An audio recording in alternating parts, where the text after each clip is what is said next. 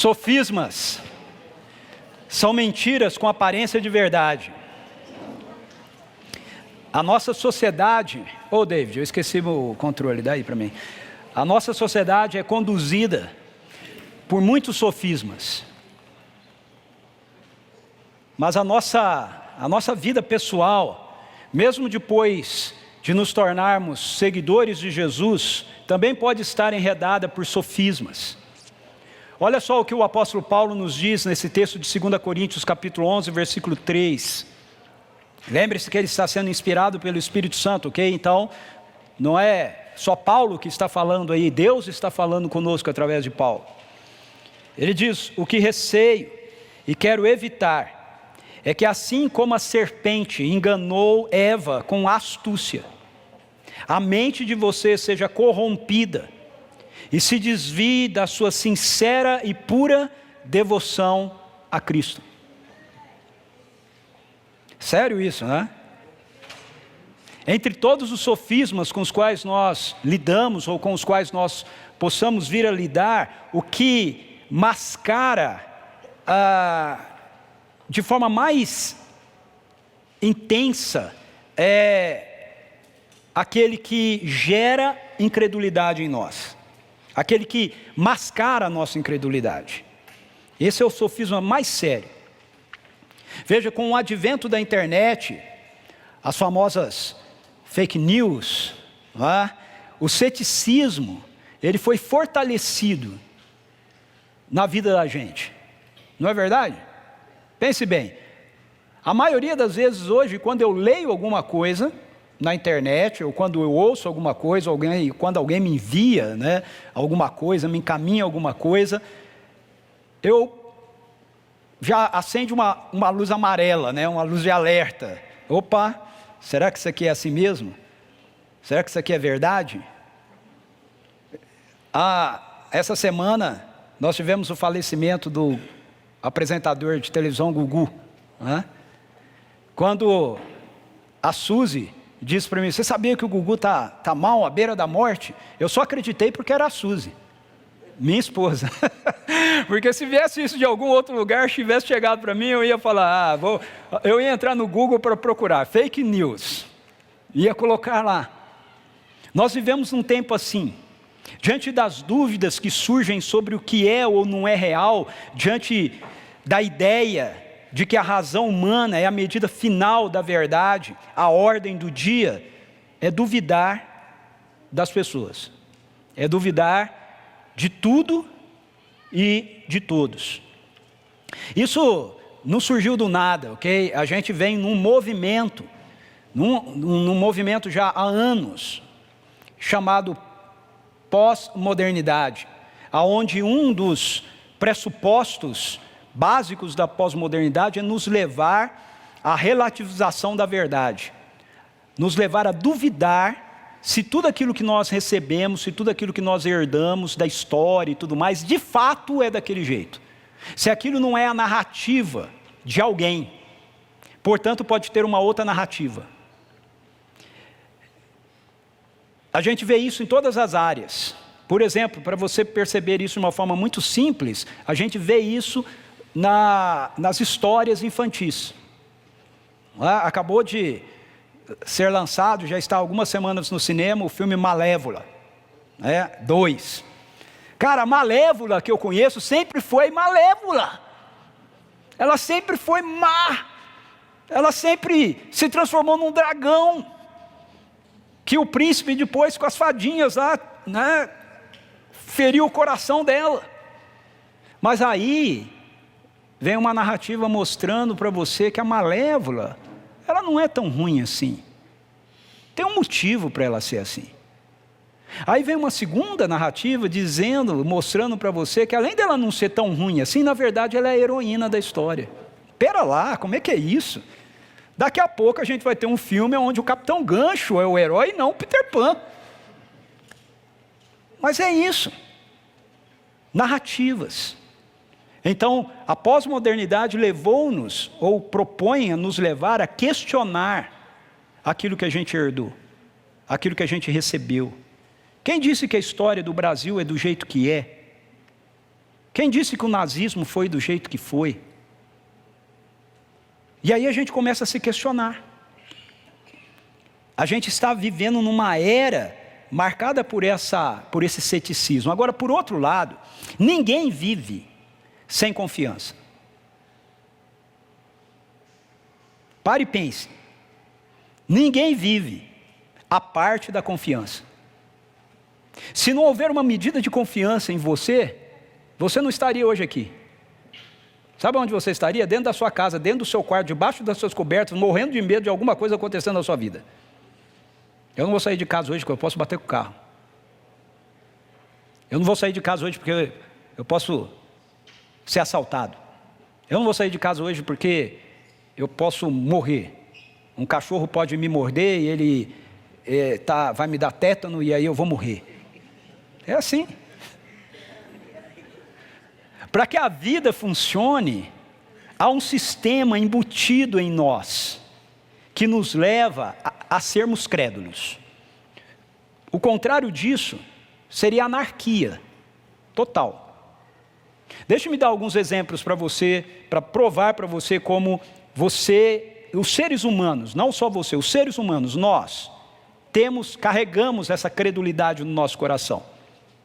Por exemplo, você passa um cruzamento quando o sinal está verde para você, por quê?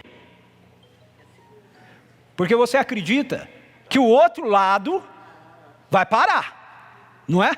Porque se por um momento você tiver a sensação de que quem está ali, vindo no lado do sinal vermelho, não vai parar, você vai frear o teu carro, mesmo o sinal estando verde. Sim ou não? Então a gente anda despreocupado porque nós temos a certeza de que o que está do lado de lá vai parar. Eu tive uma experiência assim essa semana. Eu estava voltando de algum lugar com a Suzy, que eu não lembro mais de onde era, e nós estávamos subindo uma avenida lá de Valinhos, e tinha um ônibus dando seta para entrar na avenida. E eu passei com tudo, sem me preocupar com o ônibus. Aí a Suzy falou assim: nossa, você não viu que o ônibus ia entrar? Você não ficou com medo? Eu falei: não, o par é dele. A principal é minha.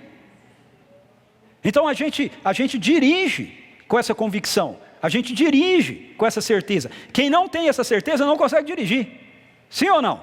Tem um monte de gente que não consegue dirigir porque tem essa ansiedade. Não, mas e se o cara não parar? Mas eu sei que é só... Mas outro exemplo. Você faz uma viagem de avião. Eu gosto dessa porque eu faço muitas viagens. Essa é para convencer a mim mesmo sempre. Você faz uma viagem de avião porque você acredita que o piloto irá conduzir você até o seu destino final. Não é? Porque se eu estiver na fila de embarque, meu amigo, e eu começar a sentir no meu coração que eu não vou chegar lá, eu desisto de viajar. Eu não entro no avião. Eu volto para casa. Mas a gente não para pensar nisso, não é verdade? Por isso que eu nem gosto de assistir aqueles filmes. Lembra que tinha aquela sequência de filmes que passavam no cinema, de aviões, né, que caíam, perdiam, morriam. Eu nunca gostei de assistir filme de avião caindo. Porque eu vivo andando de avião. Aí lembra do outro sofisma? Eu vou me alimentar de medo, né? Aí eu não vou conseguir viajar mais. Mas veja, a gente não para pensar nisso. Por quê? Porque tem um sistema de crença embutido dentro de nós. Nós damos por certo que nós vamos pegar um avião, nós vamos sair daqui e nós vamos descer lá em Portugal. Nós vamos descer lá nos Estados Unidos. Nós vamos descer lá em Recife. Seja onde for. Terceiro exemplo. Você guarda o seu dinheiro em um banco ou você aplica em algum sistema de investimento porque você acredita que ele estará lá quando você precisar dele. É ou não é? Porque se por um segundo passar na sua cabeça que aquela experiência, né, para os mais velhos aqui, lá de trás, no governo Collor, né, for acontecer, o que você faz? Bota o dinheiro tudo debaixo do colchão. Não é? Mas a gente não para ficar pensando nessas coisas, porque tem um sistema de crendice dentro da gente. Nós acreditamos que as coisas funcionam e elas vão funcionar. E tem que ser assim, porque se não fosse assim, como eu disse, anarquia. Anarquia, ia virar a maior confusão. O argumento que nós usamos para explicar essa nossa postura diante dessas situações todas é que nós precisamos ser prudentes. Ou seja, nós lidamos com todas essas coisas, mas nós precisamos lidar com essas coisas com prudência. Mas muito do que nós chamamos de prudência não tem nada a ver com isso. Tem muitas e muitas vezes a ver com incredulidade. E esse é o maior de todos os sofismas. O texto que nós lemos de 2 Coríntios mostra isso. Esse sofisma foi o sofisma usado pela serpente para enganar Eva. Ela não chegou lá jogando limpo. Ela chegou lá com astúcia. Ela chegou lá com argumentos.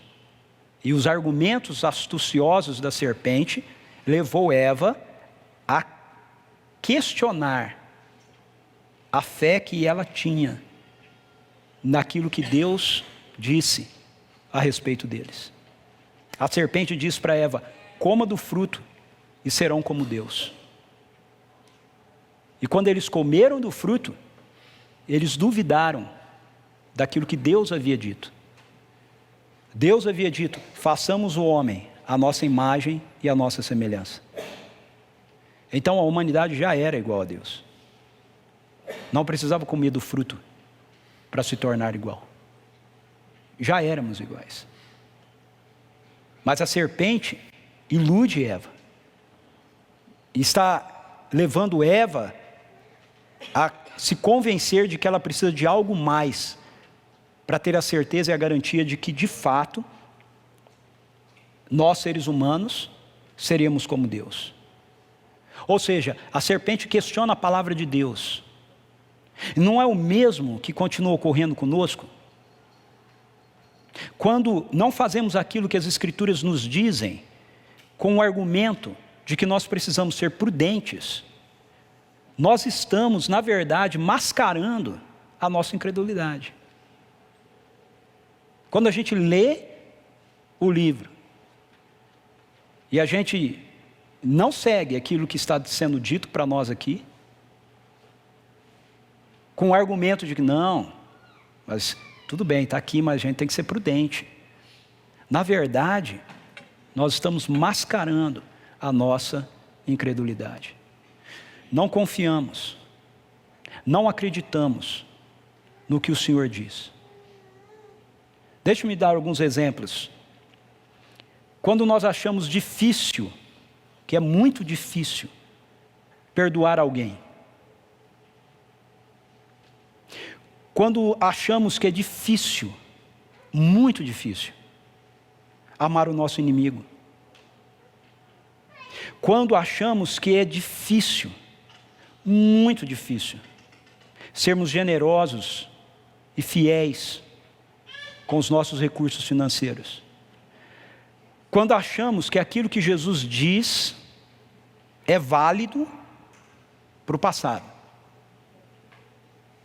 Mas quando diz respeito ao presente, principalmente se for o nosso presente, então precisa ser reinterpretado para a gente poder aplicar na vida da gente. Quando a gente lida com situações assim, nós não estamos sendo prudentes, nós estamos sendo incrédulos. Várias vezes eu digo isso aqui, eu não sei quantos de vocês já leram toda a Bíblia, mas se você já leu toda a Bíblia, ou se você vier a ler toda a Bíblia, você vai perceber que na Bíblia parece que prudência é muito diferente daquilo que nós chamamos de prudência. O fato é que quando a gente lê a Bíblia, parece que a fé tem muito mais a ver com imprudência, com aquilo que nós achamos que é imprudência, do que com prudência. Olha só, pense comigo. Onde é que está a prudência de Moisés diante de Faraó? Onde é que está a prudência de Davi, um pastor de ovelhas, sem armadura, com uma funda e uma pedra, diante de um gigante guerreiro que desde a sua mocidade aprendeu a guerrear? Onde está a prudência de Davi diante de Golias? Onde é que está a prudência de Elias diante de Jezabel e de Acabe? Onde é que está a prudência de Esther diante do rei Artaxerxes? Onde é que está a prudência de Mesaque, Sadraque, Abidnego diante de Nabucodonosor? Quando ele constrói uma estátua dele de ouro enorme e diz que é para o povo se dobrar diante dele. Por sinal, isso é muito interessante porque no capítulo 2, Nabucodonosor tem um sonho. E ele quer que o pessoal interprete o sonho que ele teve. E ninguém conseguia interpretar o sonho porque ele não queria contar o sonho. Porque ele não queria ser engabelado pela turma. Ó fake news. Olha aí, né? Não. Aí eu conto o sonho, os caras, eles vão me dar uma interpretação aí qualquer. Para eu ter certeza que a interpretação de vocês não é fake news, é verdade, vocês vão ter que me dizer qual é a notícia. Qual é o sonho? E aí, se não vai dizer, todo mundo vai morrer. E o Daniel fica sabendo, ora, pede para os amigos orarem, Deus revela para ele vai lá, conta para Nabucodonosor o sonho e revela para ele a interpretação do sonho que ele teve. E a interpretação do sonho, Daniel diz assim para Nabucodonosor: tu, ó rei, és a cabeça de ouro. Como é que Nabucodonosor entende aquilo? No capítulo 3 ele faz uma estátua de ouro e diz: então todo mundo se dobra a mim. Todo mundo se dobra a mim. Cadê a prudência dos amigos de Daniel diante de Nabucodonosor? Onde é que está a prudência de Pedro e João diante da Suprema Corte Judaica? E eu poderia continuar enumerando casos e mais casos aqui da Bíblia, de situações onde a gente olharia e a gente diria assim: não, que isso, sem condição, esse povo aí é maluco, é doido, é totalmente imprudente. Sabe por quê? Porque aquilo que nós chamamos de prudência é, na verdade, incredulidade. Então, como é que nós lidamos com esse sofisma? Como é que a gente desmascara esse sofisma da vida da gente? Como a gente chega à convicção e à conclusão de que a nossa prudência não é incredulidade mascarada? Abre a tua Bíblia comigo em João capítulo 8. Evangelho de João capítulo 8. Eu quero olhar um texto com você a partir do verso 21 até o verso 47.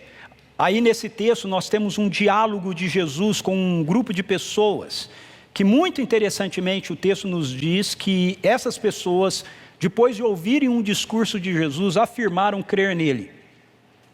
Mas nesse diálogo de Jesus com essas pessoas que afirmaram crer nele, Jesus desmascara essas pessoas, mostrando a incredulidade delas. E nesse texto nós aprendemos então com a palavra de Deus a como desmascarar a incredulidade. E a gente faz isso quando nós entendemos a identidade de Jesus. Para que a incredulidade disfarçada de uma aparente prudência na vida da gente seja desmascarada, a primeira coisa que nós precisamos é ter consciência de quem de fato Jesus é. É termos um encontro com a verdade a respeito de quem Jesus é. Na primeira parte do texto, que vai dos versos 21 até o verso 29, Jesus tem esse diálogo com os judeus, revelando a eles a sua pessoa. No verso 28 nós lemos: então Jesus disse: quando vocês levantarem o Filho do Homem, saberão que eu sou e que nada faço de mim mesmo, mas falo exatamente o que o Pai me ensinou. Quando vocês levantarem o Filho do Homem, saberão que eu sou. A questão mais crucial da vida de qualquer ser humano é responder quem é Jesus. As pessoas podem não saber disso. Talvez você esteja aqui e você não saiba disso. Mas essa é a questão mais crucial da sua vida. Essa é a questão mais crucial da vida de qualquer ser humano. Responder para si mesmo: quem é Jesus? Se Jesus Cristo foi apenas um bom homem, se Jesus foi apenas um mestre excepcional, se ele foi apenas um grande profeta, então tudo aquilo que Jesus falou não tem nenhuma implicação para a nossa vida. Tudo aquilo que Jesus exigiu em relação à nossa postura para com Ele, não tem nenhum peso decisório na nossa vida. Quando nós lemos os evangelhos, nós vemos Jesus, esse homem, que viveu lá 2000 anos atrás, na Galileia, na Judéia, fazendo exigências para as pessoas sobre a sua pessoa, e sobre como é que nós devemos responder a Ele, e de que maneira nós deveríamos ser impulsionados para o campo da fé, em relação ao que Ele diz, em relação a quem Ele é. Veja, precisa ficar muito claro isso para nós, queridos e queridas. Você não pode se posicionar efetivamente diante das exigências de Jesus, se primeiro você não aceitar que Ele é o próprio Deus que se fez um ser humano. A gente sempre enfatiza muito essa parte, né, de que Jesus é um ser humano de verdade. Ele se fez um ser humano de verdade. Ele é um homem mesmo. Mas a outra parte é muito importante a gente entender também. Esse homem mesmo que é Jesus carrega em si a essência do próprio Deus. Ele é o próprio Deus que se fez um ser humano. Então, diante da crise de ceticismo da nossa sociedade, é bem comum, é muito comum a gente encontrar pessoas correndo atrás de alternativas espiritualistas para resolver ansiedades e conflitos da sua vida, do seu coração. Pessoas em busca de livros de autoajuda, de promessas religiosas, práticas esotéricas, filmes que apresentam opções de redenção. Ou seja, Satanás continua com o velho sofisma dele, de nos levar a duvidar de quem Jesus é e daquilo que Jesus fez. Ele continua trabalhando com muito empenho para levar a humanidade a duvidar da pessoa de Jesus. E como eu acabei de dizer nesses primeiros versos, dos versos 21 a 29, todo o discurso de Jesus é pontuado em cima dele revelar a sua pessoa, dele revelar quem ele é, dele revelar a obra que ele está fazendo. Eu queria ler isso com você. Veja só, versos 21 em diante: uma vez mais disse-lhe Jesus: estou partindo e vós procurareis por mim, mas morrereis em vossos pecados, para onde eu vou, vós não podeis ir. Então os judeus comentaram: terá ele a intenção de se matar? E por isso diz: para onde eu vou, nós não podemos ir? Mas ele seguiu dizendo-lhes: vós sois daqui de baixo, eu sou lá de cima. Vós sois deste mundo, eu deste mundo não sou. Por isso eu vos afirmei que morrereis em vossos pecados. Se vós não crerdes que eu sou, certamente morrereis em vossos pecados. Parênteses, quando Jesus faz essas afirmações: se vocês não crerem que eu sou, essa expressão eu sou, no Antigo Testamento, é a expressão que compõe o nome de Deus, o nome Yahvé. Então, quando Jesus está dizendo eu sou, na verdade ele está dizendo: se vocês não crerem que eu sou Deus, é isso que ele está dizendo. Se vocês não crerem que eu sou Deus, eu sou um ser humano, mas esse ser humano que está aqui é o próprio Deus. Se vocês não crerem nisso, morrerão em seus pecados. Então indagaram: quem és tu? E Jesus lhes afirmou: exatamente o mesmo que vos tenho dito desde o princípio. Eu estou falando para vocês quem eu sou. Eu tenho muito mais a declarar e julgar a respeito de vós.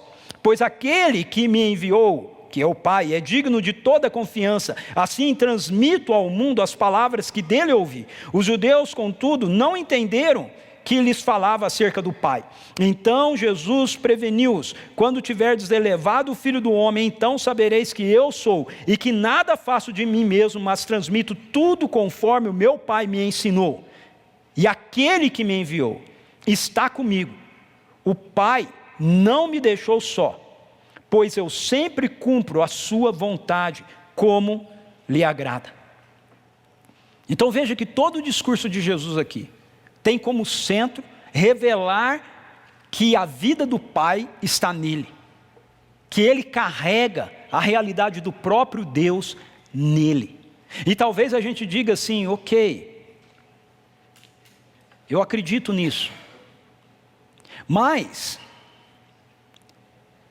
é importante você entender que não é meramente um assentimento intelectual a respeito de quem Jesus é. É uma relação pessoal com quem Ele é na sua vida.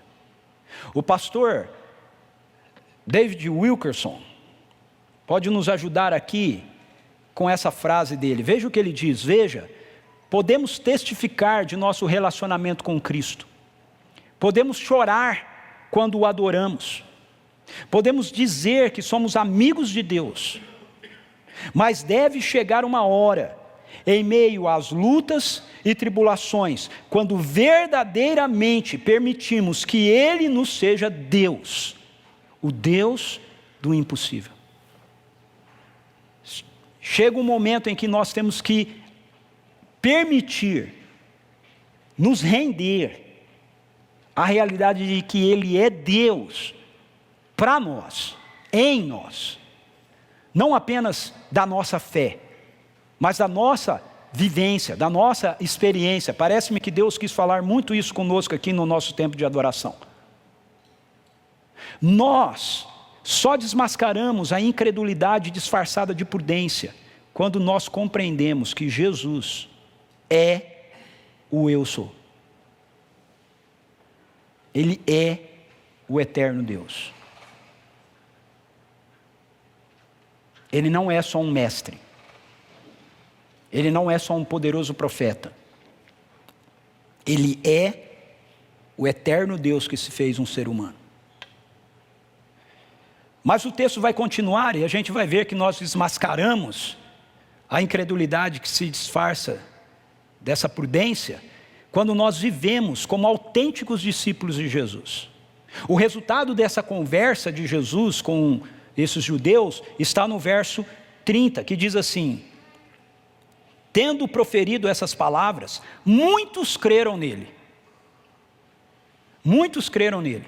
Aí você vai entrar no verso 31 que diz: disse Jesus aos judeus que haviam crido nele: se vocês permanecerem firmes na minha palavra, verdadeiramente serão meus discípulos. É muito interessante isso. O texto não diz que os judeus creram nele e Jesus diz assim: ah, legal, que joia, vocês acreditam em mim, que bom, segue aí, toca a vida. Não, diz que Jesus disse aos judeus que haviam crido nele, dito que criam nele: se vocês permanecerem nas minhas palavras, são verdadeiramente meus seguidores. Nós precisamos entender que compreender a identidade de Jesus e crer nele não é o fim da nossa fé, é o início dela. É o início dela. Quando nós entendemos quem Jesus é e nós cremos nele, nós nos rendemos a quem ele é, nós não chegamos no fim da jornada, nós começamos a jornada. Esse é o início do caminho. Jesus diz: eu sou o caminho, a verdade e a vida. Ninguém vem ao Pai senão por mim.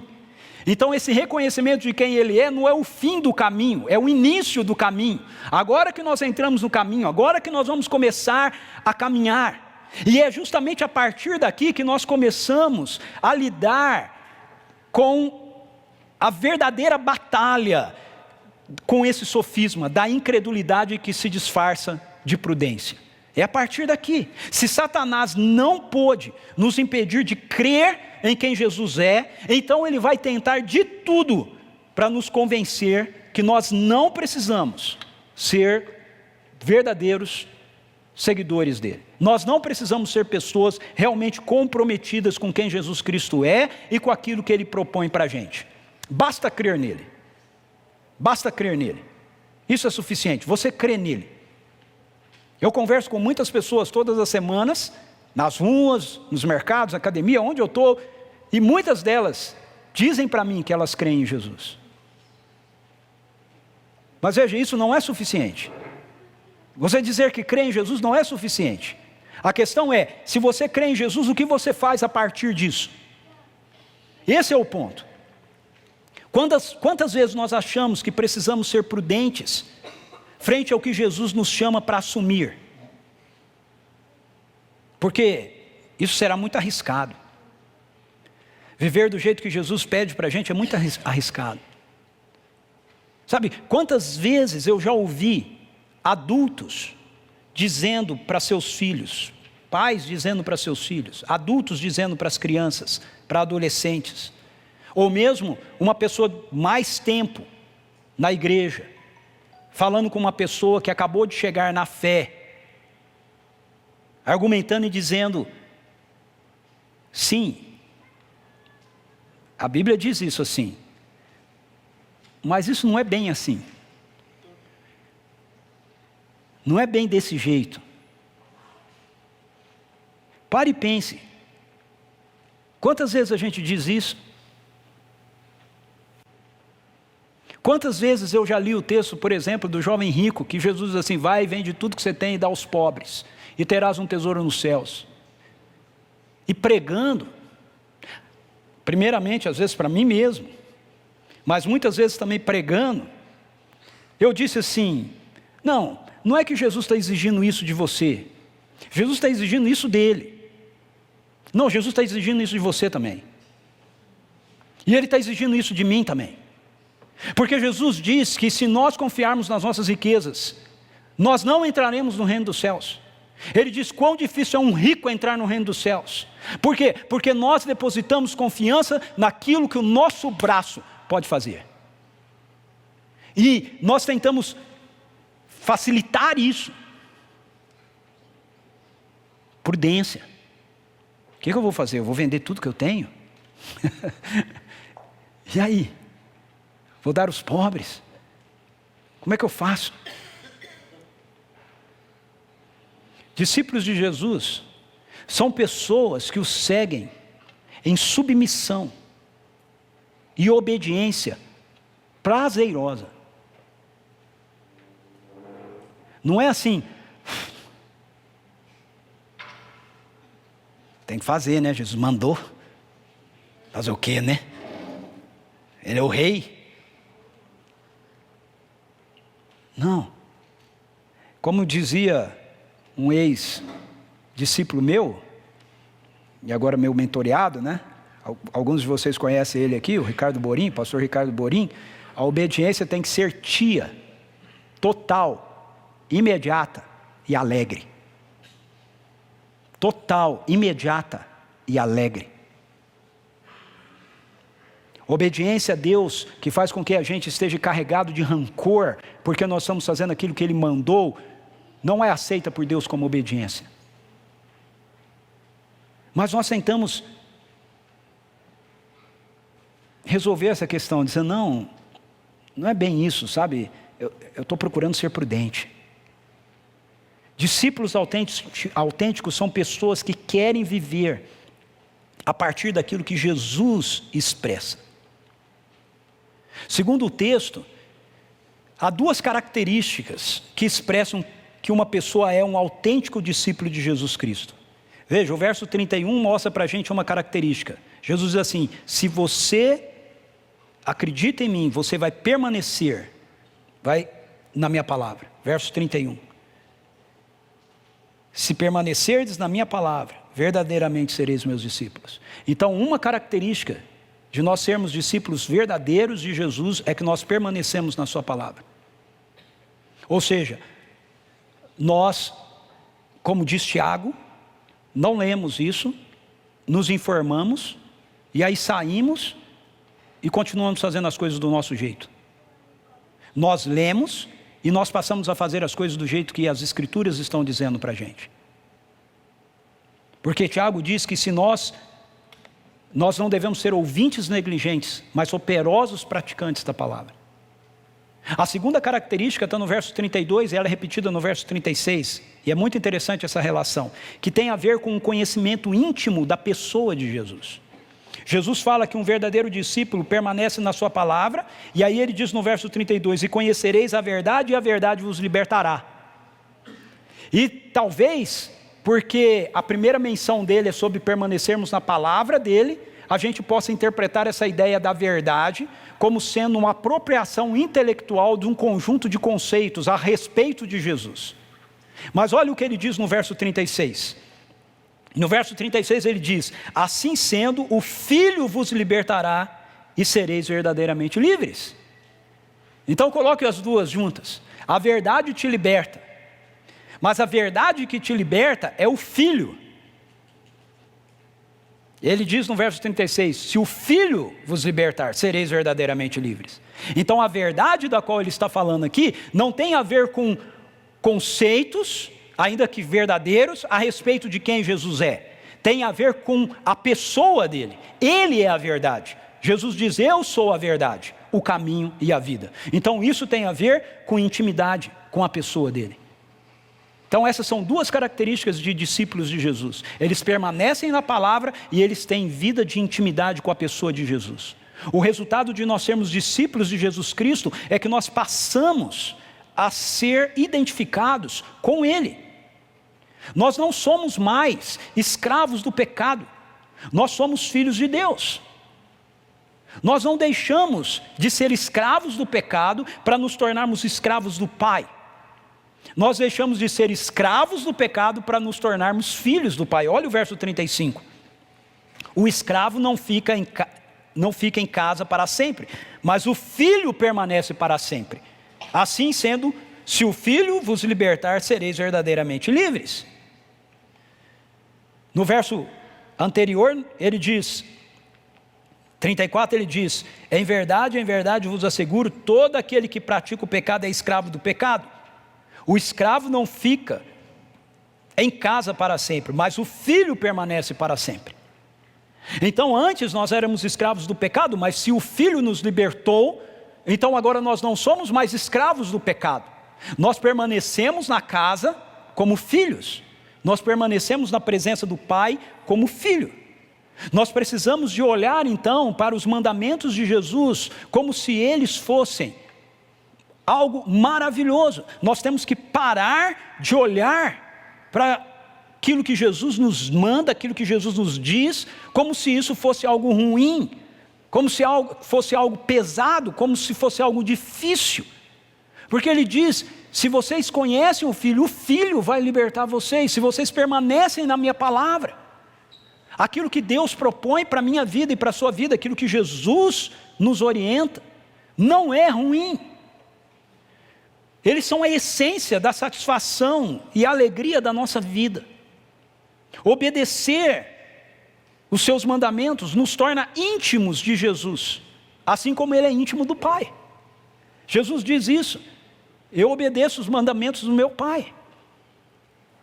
Vocês devem obedecer os meus mandamentos.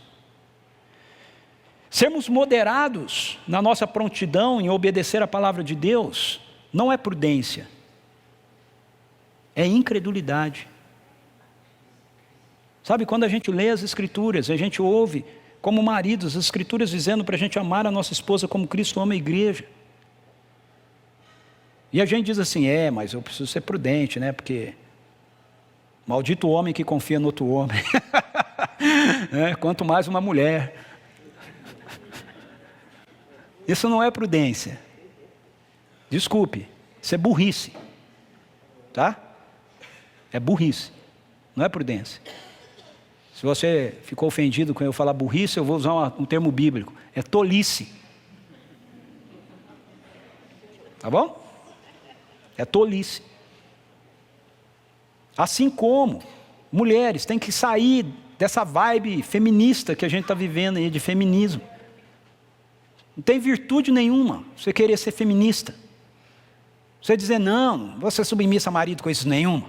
Estamos no século 21. Pois é, mas só que as Escrituras dizem que você deve ser submissa ao seu esposo, como a igreja é submissa a Jesus. Não é sabedoria você não ser. É tolice. E não adianta a gente vir com essa história de prudência. Isso não é ser prudente, isso é ser incrédulo. É não acreditar naquilo que as Escrituras estão nos dizendo. A consequência de obedecermos aos mandamentos de Jesus é que nós crescemos em intimidade com Ele. E não há nada mais maravilhoso do que isso. João 14, 21, Jesus diz assim: quem tem os meus mandamentos e lhes obedece, esse é o que me ama. Aquele que me ama será amado por meu Pai, e eu também o amarei e me revelarei a Ele. Veja, hoje em dia, tem muitos lugares, muitos cristãos e muitas igrejas que dizem assim: não, nossa única regra, nosso único mandamento é amar a Deus acima de todas as coisas. E a gente ama o próximo como a nós mesmos. E aí a gente pode viver e fazer o que quiser. O problema é que amar a Deus acima de todas as coisas, de acordo com Jesus, só acontece se você estiver obedecendo os mandamentos dele. Ok? Não é uma questão de sentimentalismo no nosso coração. Não é uma questão de chegar diante de Deus e dizer: ai Deus, como eu te amo. Como te amo. Deus, como eu te amo. Não. Jesus diz: me ama, obedece aquilo que eu estou falando. A evidência de que nós vivemos em obediência, que nós amamos a Deus, é que nós vivemos em obediência aos mandamentos dele. E isso é um problema sério para um monte de pessoas. Porque eles dizem: mas por quê? Se Deus é amor, por que eu tenho que fazer as coisas do jeito dele? Ué, porque Ele é Deus. Simples assim. Mas o texto continua, deixa eu ir para o finalmente aqui. Nós desmascaramos a incredulidade que se disfarça de prudência na nossa vida quando nós agimos como filhos de Deus. Nos versos 41 e 42, Jesus continua o diálogo com os caras e ele diz assim: quando vocês estão fazendo as obras do Pai de vocês, Jesus diz para eles. Lembre-se que isso aqui é com os judeus que haviam crido nele. Eles protestaram: nós não somos filhos ilegítimos, o único pai que temos é Deus.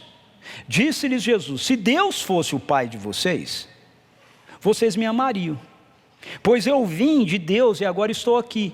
Eu não vim por mim mesmo, mas Ele me enviou. É muito interessante esse texto, porque o diálogo começa dizendo que Jesus está conversando com aqueles que afirmaram crer nele. E você continua lendo o diálogo e você vai vendo que aqueles que disseram crer nele tem uma série de resistência com quem ele é, com o que ele diz e com o que ele propõe fazer. E muitas vezes, queridos, é assim a nossa vida também. A gente afirma que nós cremos em Deus, que nós cremos em Jesus, mas nós temos uma série de resistência, uma série de mas, uma série de vírgulas mas, vírgula porém, em relação a cada uma das coisas que Deus diz para a gente. O que evidencia para Jesus a nossa fé nele é que nós obedeceremos a sua palavra, e obedecendo a sua palavra, nós vamos então fazer as mesmas obras que o Pai faz. Ele diz isso aqui: se vocês crerem em mim, se vocês acreditarem em mim, vocês vão viver de conformidade com aquilo que o meu Pai diz. É verdade que ao longo da história nós temos o registro de muitas coisas feitas em nome de Deus, mas que não expressam que a sua fonte era Deus. Então veja, o que eu estou dizendo aqui não é simplesmente a gente afirmar que nós estamos fazendo em nome de Deus. O que eu estou dizendo aqui é que aquilo que nós fazemos vai demonstrar a nossa identidade, vai demonstrar de que família nós somos, vai demonstrar que nós realmente somos filhos de Deus. Essas pessoas afirmam para Jesus que são filhos de Deus, mas Jesus diz que eles não são. Eles não são. Ele diz: se Deus fosse o vosso Pai, vocês iriam me amar. E aí as coisas ficam mais complicadas. Eu amo Jesus. Ah, Jesus, como eu te amo. Porque ser um discípulo de Jesus é pensar como Ele, falar como Ele, fazer as coisas que Ele faz, certo? Então, às vezes, algumas pessoas confrontadas pela verdade, olham para mim e dizem assim: você é muito arrogante. Onde já se viu você falar um negócio desse? Então, diz o mesmo para Jesus. Eu estou seguindo os passos dele. Eu penso como ele, falo como ele, faço o que ele faz. Você também deveria fazer a mesma coisa. Não é porque uma pessoa diz, eu sou filho de Deus, que ela é filho de Deus. Jesus diz para aqueles que falam, eu sou filho de Deus. Não, vocês não são. Se vocês fossem filhos de Deus, vocês me amariam. Então, se a vida dele está em mim, está em você, eu penso como ele, falo como ele, faço o que ele faz. Quando uma pessoa diz que ela é filho de Deus e aquilo que ela faz não expressa a obediência dela a Jesus e o amor dela a Jesus, eu não estou sendo arrogante quando eu digo para ela, não, você não é filho de Deus. Alguma coisa está errada aí. Se você é filho de Deus, então você tem que mudar o seu comportamento. Você tem que mudar o que você está falando, você tem que mudar o que você está fazendo. Olha o que Jesus disse para os caras: vocês pertencem ao pai de vocês, o diabo, e querem realizar o desejo dele. Ele foi homicida desde o princípio, e não se apegou à verdade, pois não há verdade nele. Quando mente, fala a sua própria língua, pois é mentiroso e pai da mentira. Texto pesado, né? Texto pesado. Se nós somos filhos de Deus, nós agimos como filhos de Deus. Esse é o ponto. Se nós somos filhos de Deus, nós agimos como filhos de Deus.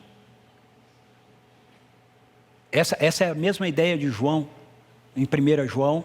João diz assim, no capítulo 1, verso 6, se vocês permanecem nele, vocês devem andar como ele andou. Por que se eu permaneço nele, eu devo andar como ele andou? Porque em 1 João 4, 29, ele diz assim, porque assim como ele é, vocês são neste mundo. Eu ando como ele andou, porque eu sou nesse mundo como ele é. Ou seja, a mesma coisa que Jesus está dizendo aqui. Se eu afirmo que eu sou filho de Deus, eu tenho que viver como um filho de Deus. Eu tenho que andar como um filho de Deus. Eu tenho que agir como um filho de Deus. Mas aí vem a pergunta, mas como é que filhos e filhas de Deus agem? Aí o modelo é o Filho de Deus. O modelo é Jesus. Como é que Jesus fazia? Olha o verso 29. Aquele que me enviou está comigo. Ele não me deixou sozinho, pois sempre faço o que lhe agrada. Então, como Jesus vivia como filho de Deus? Sempre fazendo aquilo que agradava o Pai. Se eu sou filho de Deus, se você é filho de Deus ou filha de Deus, como você vive? Como um filho de Deus. Sempre fazendo aquilo que agrada o Pai. Se você quer saber como é isso, como é fazer sempre aquilo que agrada o Pai, olhe para a vida de Jesus, porque Jesus diz que ele sempre viveu fazendo aquilo que agrada o Pai. Então olhe para a vida dele. Leia os evangelhos, leia os evangelhos, leia os evangelhos, leia os evangelhos, leia os evangelhos, leia os evangelhos, leia os evangelhos, leia de novo os evangelhos. Depois vai para Apocalipse, leia Apocalipse, leia Apocalipse, leia Apocalipse, leia Apocalipse.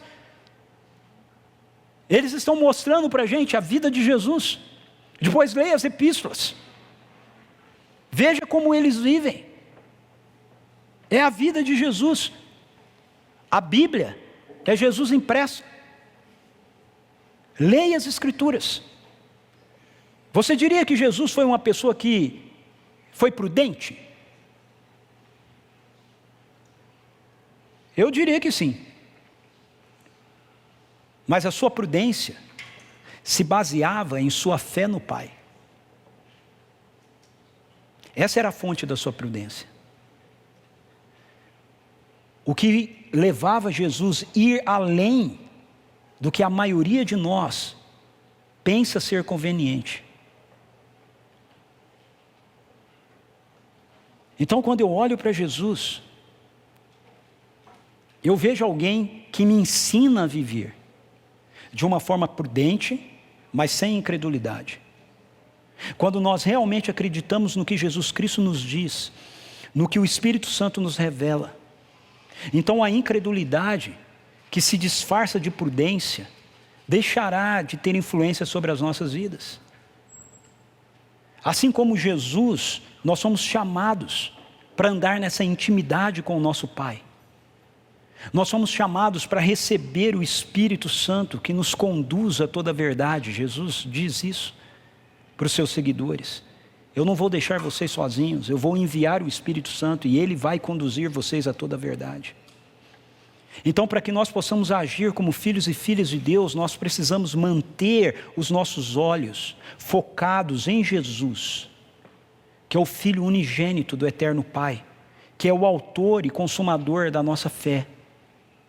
Essa é a exortação de Hebreus para a gente. Hebreus capítulo 12, verso 1 e 2, o escritor, depois de ele ter narrado a respeito de um monte de pessoas do Antigo Testamento que viveram em fé, que fizeram coisas grandiosas para Deus através da sua fé, ele diz assim: portanto, também nós, uma vez que estamos rodeados por tão grande nuvem de testemunhas, livremo-nos de tudo o que nos atrapalha e do pecado que nos envolve, e corramos com perseverança a corrida que nos é proposta, tendo os olhos fitos em Jesus, autor e consumador da nossa fé. Ele, pela alegria que lhe fora proposta, suportou a cruz, desprezando a vergonha, e assentou-se à direita do trono de Deus. Você consegue perceber isso? A gente lê esse livro, e esse livro nos conta a respeito de um monte de pessoas que andaram com Deus, tiveram intimidade com Ele, vida com Ele. Mas essas pessoas viveram assim porque eles mantiveram os olhos deles voltados para o autor e consumador da fé, Jesus. Então é para Ele que os nossos olhos precisam ficar voltados. Quando eu leio as Escrituras, eu não posso ler as Escrituras me mirando em Davi, me mirando em Moisés, me mirando em Pedro. Eu leio as Escrituras e vejo a vida desses homens, como eles viveram, e mulheres, Esther, Débora, como eles viveram mirados em Jesus. E é para Jesus que eu olho, é para Ele que eu olho. Ah, mas Davi também adulterou. Então, mas Jesus nunca adulterou. Ah, mas Pedro afundou. Então, mas Jesus não. Ah, mas Gideão começou bem e terminou mal, mas Jesus não. Você entende? É para Jesus que a gente tem que olhar. Ele é o noivo. Nós somos a noiva. A noiva olha para o noivo. É para Ele que a gente olha. É para Ele que a gente olha. Quando a gente lê a Bíblia, a gente vê a história dessas outras pessoas, a gente tem que olhar para essas pessoas e perguntar como eles olharam para Jesus, como eles olharam para Deus. Isso é Hebreus 11. Hebreus 11 mostra para a gente como esses homens e mulheres andaram olhando para a eternidade. Então, sofismas caem quando os enfrentamos, baseados na verdade da palavra de Deus, revelada a nós. A palavra revelada a nós é uma pessoa. Quando você lê esse livro, ele te revela uma pessoa. Jesus. Foi assim, sempre continuará sendo assim. Nós começamos com esse texto, eu quero terminar com ele. O apóstolo Paulo diz: pois embora vivamos como homens, não lutamos segundo os padrões humanos, as armas com as quais lutamos não são humanas. Ao contrário, são poderosas em Deus. Preste atenção. Elas são poderosas em Deus para destruir fortalezas. Nenhuma fortaleza deve prender seu coração e sua mente. Fortalezas são realidades que Satanás se utiliza da nossa história, palavras que nós ouvimos, conceitos que a gente foi assimilando, que não estão fundamentados na verdade de Deus para nós. Mas a gente continua, muitas vezes, presas a ela, acreditando nelas, presos no nosso passado, presos num erro que a gente cometeu, presos numa fala que a gente teve, presos numa educação que a gente recebeu. Paulo diz que as armas que Deus nos deu são poderosas para destruir fortalezas. E como fortalezas são destruídas? Ele diz, destruímos argumentos. A palavra no grego aqui é sofismas. E toda pretensão que se levanta contra o conhecimento de Deus. E levamos cativo todo pensamento para torná-lo obediente a Cristo. Preste atenção. Torná-lo obediente a Cristo. Você não é livre, e eu não sou livre, para que então eu viva a minha vida da maneira que eu bem entenda. Nós somos livres para que a gente possa agora viver em obediência a Cristo. E ele diz, estaremos prontos para punir todo ato de desobediência, uma vez estando completa a obediência de vocês. Sofismas vão continuar se levantando contra a vida da gente. Por isso, nós precisamos tomar a decisão de enfrentá-los, de sermos obedientes àquilo que as Escrituras nos dizem. Uma dos ensinos da teologia do reino, que muitas e muitas vezes a gente deixa de lado, porque a maioria das vezes as igrejas não tem nenhuma noção sobre a teologia do reino, é que nós estamos inseridos num mundo em conflito. O reino de Deus chegou, mas a realidade do presente século ainda não foi completamente destruída. E essas realidades exercem resistência ao governo amoroso do Pai. E por isso nós não podemos ser passivos diante delas. Nós precisamos nos levantar e nós precisamos dizer, não. Quando a serpente fala, a gente tem que dizer, não. Não é assim. Essa não é a verdade. Essa não é a realidade. A verdade é aquilo que Deus diz sobre mim. A verdade é aquilo que Jesus Cristo me revelou. Não aquilo que as circunstâncias me dizem, não aquilo que a minha história me diz, não aquilo que os meus sentimentos me dizem, mas aquilo que Deus me revela.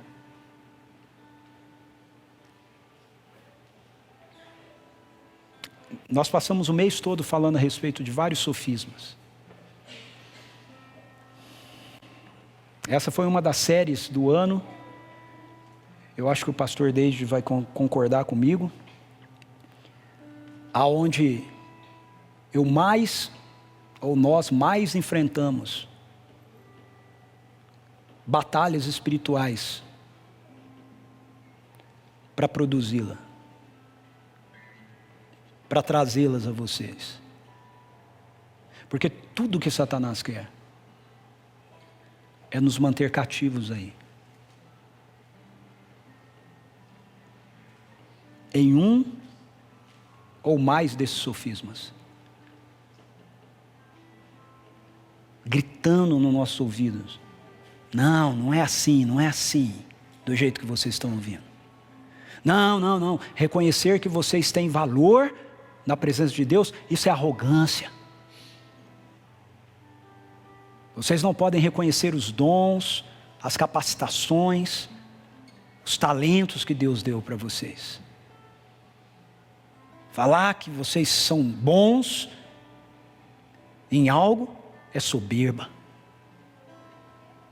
E aí a gente fica com essa falsa humildade. Não sabemos glorificar a Deus com as coisas boas que Ele colocou nas nossas mãos, com os dons maravilhosos que Ele nos deu, para honrá-lo, para glorificá-lo. Não, não, não. Você não é capaz.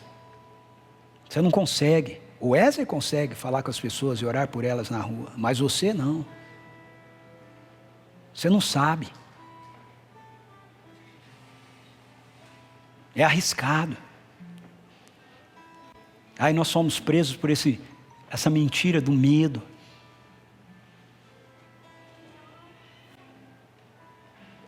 Incredulidade. Eu quero terminar essa manhã orando com a gente, tendo um tempo aqui de ministração. Nós oramos todos os domingos, na verdade, mas hoje eu quero ter um tempo aqui onde você vai se posicionar diante de Deus, dizendo para Ele: Senhor, tem esse sofisma aqui na minha vida. Ele precisa cair. Ele tem que cair. O medo, a incredulidade, a baixa autoestima e tantos outros precisam cair, Senhor. E se a questão deles caírem é eu me submeter em obediência total ao Senhor, à Tua palavra, essa manhã eu quero dizer para o Senhor: eis-me aqui, Pai, eu quero Te obedecer. Eu quero Te obedecer. Lembre-se, nós estamos em guerra. Não acho que dizer isso para Deus vai fazer com que as coisas mudem assim na sua vida, ok? Não. Muitas vezes elas se intensificam. Você sabia que quando um animal ele se sente em perigo, quando ele está ciente de que ele vai morrer, ele se torna mais agressivo? Ele não diz assim: ok, eu vou morrer, tá tudo certo. Não. Ele te ataca. Satanás sabe que ele vai morrer. Ele sabe que ele perdeu. E é por isso que nós vivemos um tempo, um momento da história, onde ele tem atacado com grande violência. Com grande violência. Porque ele sabe que está chegando a hora do seu fim. Ele sabe que está chegando. Ele sabe que ele está no corredor da morte. Fique em pé. Eu quero orar por você essa manhã. Quero que nós oremos por você essa manhã.